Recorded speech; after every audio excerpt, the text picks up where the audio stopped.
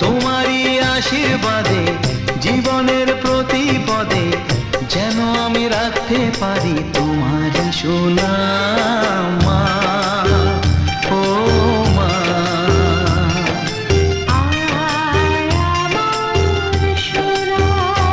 ও স্নেহের ছায়ায় ভালোবাসায় ঢেকে রাখে যে, অনেক জ্বালাশয় বুকে জড়িয়ে রাখে যে, তারই আঁচলে মুখ লুকিয়ে রেখে জীবন আমার কাটিয়ে দেব তোমায় দেখে মা।